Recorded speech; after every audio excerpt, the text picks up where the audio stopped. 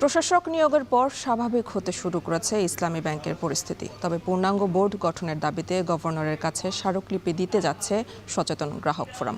আর এ নিয়ে আরও জানাতে আমাদের সাথে যুক্ত আছেন সহকর্মী নাইম কামাল। নাইম, সচেতন গ্রাহক ফোরামের দাবির বিষয়ে আমাদের বিস্তারিত জানাবেন।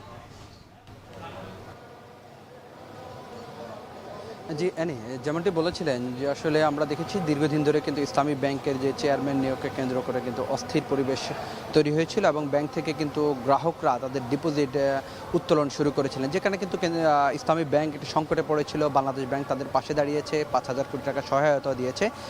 এরপরে কিন্তু আমরা দেখেছি যে বাংলাদেশ ব্যাংকের নির্বাহী পরিচালক জহির হোসেনকে কিন্তু ইসলামী ব্যাংকের প্রশাসক হিসেবে নিয়োগ দেওয়া হয়েছে, যিনি কিন্তু পুরো ইসলামী ব্যাংকটি কিন্তু তার নেতৃত্বে চলবে এবং তিনি যে নির্দেশনা দেবেন সেই নির্দেশনায় চলবে।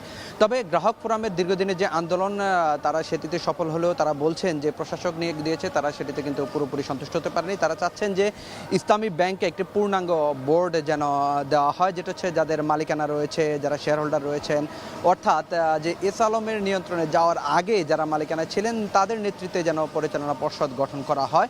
সেই দাবিতে কিন্তু তারা আজকে গভর্নরের কাছে একটি স্মারকলিপি নিয়ে এসেছেন। তার আগে কিন্তু তারা ইসলামী ব্যাংকের সামনে অবস্থান নিয়েছিলেন, সেখানে কিন্তু তারা একটি সংক্ষিপ্ত সমাবেশ করেছেন, সেখানে 7 দফা দাবি তারা তুলে ধরেছেন।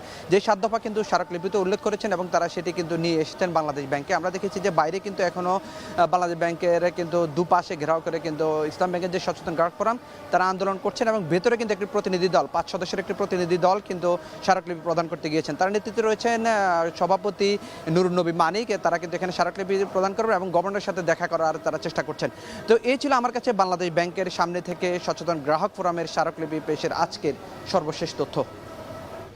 প্রশাসক নিয়োগের পর থেকে স্বাভাবিক হতে শুরু করেছে ইসলামী ব্যাংক, আর সে খবরই জানাচ্ছিলেন সহকর্মী নাইম কামাল।